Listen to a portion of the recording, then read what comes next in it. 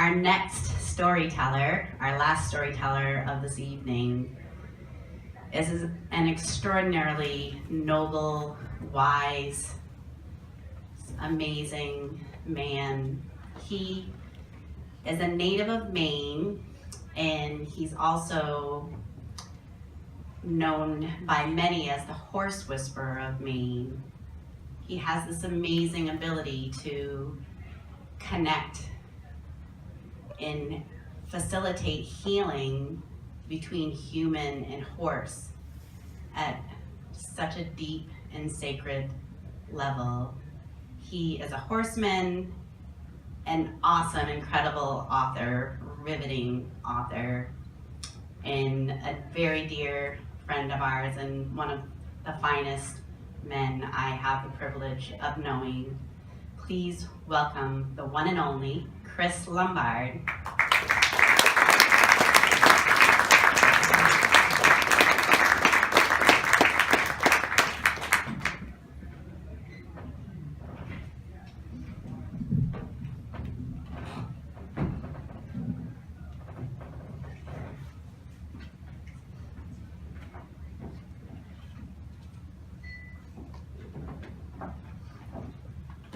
Thank you very much.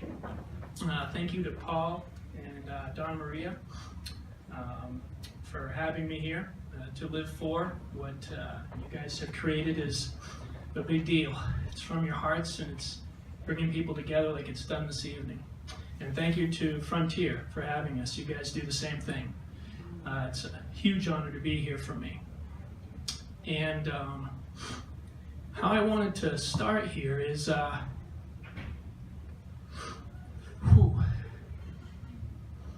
wow, looking at everybody out there, it's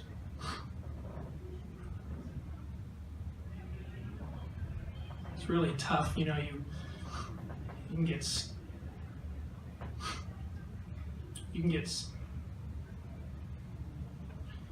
your fears. The fears just come and I don't think I can do this. Yes, you can. Yes, you can.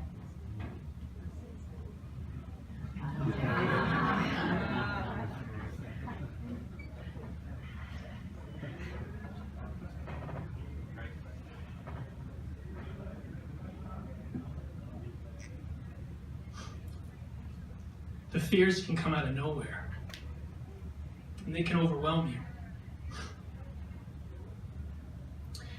They're designed to help us, aren't they? They're designed to save us. Our fears born into us to save our lives from physical pain, from mental pain. And as we go through life, these fears accumulate. Events that happen to us, and they create braces, don't they? These braces in our minds, in our bodies, in our hearts even. And those braces then create triggers. And we don't know when we're going to be triggered. It could be anywhere, anytime. And what it triggers is our self-preservation instinct, that fight or flight instinct. We usually try and flee, we try and run, we try and walk off the stage. We walk away, we run away, we look for an exit, and if we can't, if we're cornered, then we fight. We argue. Sometimes it may even get physical, and we even know while we're doing it, we even know that this isn't the way, but we're just taken by our fears.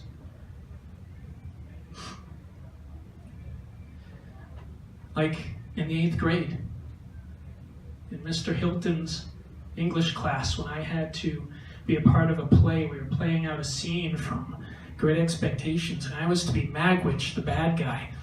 And I learned my lines. I knew them well. I practiced. Boy, I was ready, and I wasn't nervous at all. But as I stood with that wooden knife over Richard Humphrey, who was playing Pip, I forgot my lines. And children at that time, friends of mine, nobody knows what to do, and there was giggling, laughing. And after that, I never wanted to be up on stage again. Or maybe fears like when you're sitting in a field, in the middle of the woods, talking to a loved one, your partner, and they tell you that they have something to tell you. And you know what it is they're going to tell you. And it hurts so much that you ask if you can get up and leave before they tell you to run away. Or maybe it's when your right armpit starts to stink for no reason at all and you can't figure out why. Seriously, Google this. I was so stressed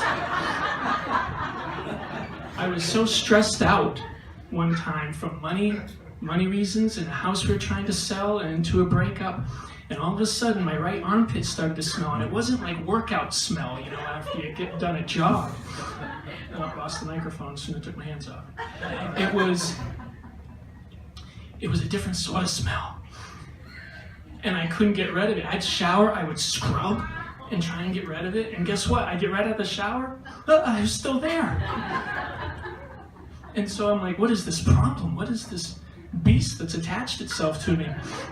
And so I Google it, and they say, yes, when you are extremely stressed, there is a smell that emanates, usually from your right armpit, and it beams out to the world to basically communicate to them that you cannot be trusted at that moment.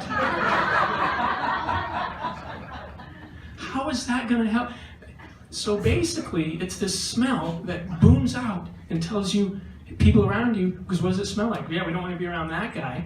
You know? So it's that fight or flight thing. It's basically telling people, this guy right now, he's out of sorts. Flee. And it just so happens that I was meeting a wonderful new person in my life who I'd come to love, that I had to deal with that, going there to meet her for one of the first times. And so I'm walking up to her basically like, hi, my name's Chris. Nice to meet you. Where's the restroom? Oh yeah, it's right over there, I think. Or maybe it's a fear when you're in the White Mountains and you're with your best friend, a dog named Matea. And she's on one ledge and she's stuck there, and you're high up in the mountains and in the rocks, and it's straight down on either side, and she's trapped there. And you're asking her to take a leap of faith in the pouring rain with a thunderstorm upon you. And you've got to get below tree line. And the look in her eyes, the rain hit all around that rock and spark like explosions all around her. And you ask yourself about all the decisions you made to that day to get there, and she followed you the whole way, trusting you, and that's where you put her. And now you're asking her to take a leap of faith, and now the looks in her eyes, and you realize, I'm asking her to jump, and what if she doesn't make it? Could I live with that? These fears, they stay with us because they're trying to protect us, but we're not letting them protect us in the right way, because there's something else that you can feel that whole time. It could be weak, could be strong, but we all have it, and it's a glow. And I first discovered my glow when I met horses for the first time.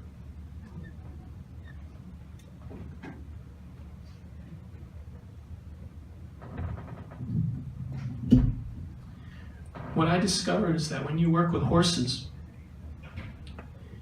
you start off thinking you're the trainer, that you're going to teach them. But what happens is you have to embody in yourself what you wish them to be. You want them to respect you, you have to first respect yourself, and then respect them.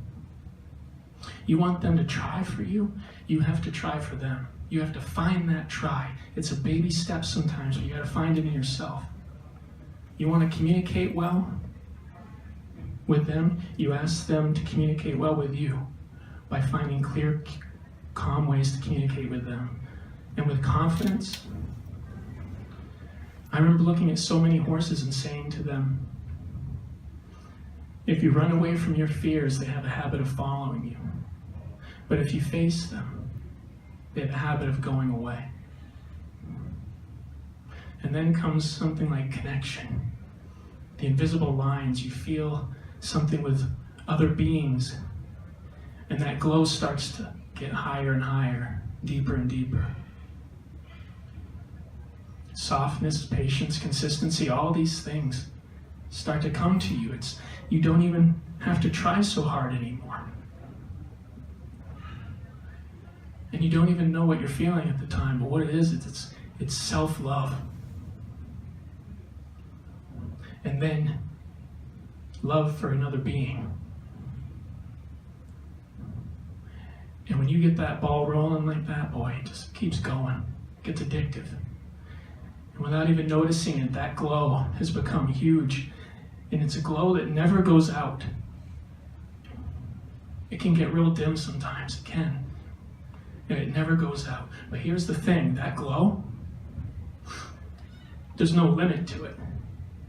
There's no extent to it. There is no end to it, and it doesn't want us to think there is.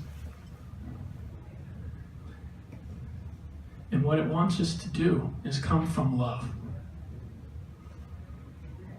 It doesn't matter if it's a baby step, doesn't matter if it's a leap, doesn't matter if it's a run, doesn't matter if it's a jump.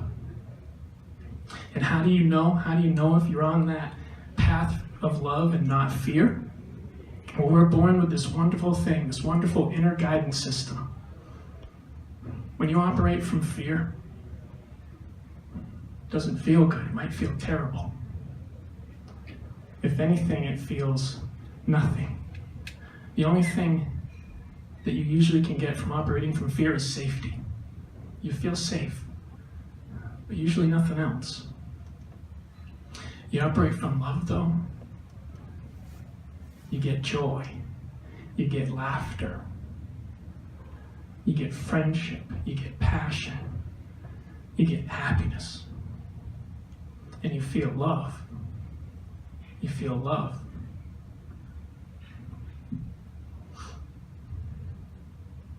Henry David Thoreau said, "If one advances confidently in the direction of his or her dreams and endeavors to live the life of which they have imagined, they will meet with a success unexpected on common hours." That's all we got to do, is find our loves and take steps towards them. And like John Muir said, sometimes we have to risk our lives to save them. Sometimes you have to choose to sit in that field when somebody's going to say something that hurts and not run away like you want to, because then when you hear it, you support them and you realize you discovered unconditional love. And sometimes when you stink really bad out of your right armpit, but you still go meet that girl of your dreams anyway, you realize she loves that smell out of your right armpit. And sometimes when you're sitting there and asking that dog to jump, and when she does jump, sometimes they make it.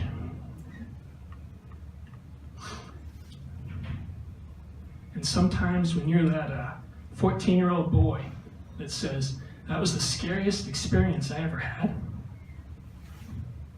I am never going back up on stage again. You couldn't drag me off this stage right now." And what you get when you come from love, you realize along the way you love your fears too. They make you you. And they're all right. You don't gotta fight them. You don't. You don't gotta fight them. Guys, thank you so much for listening to me this evening. Thank you so much from my heart.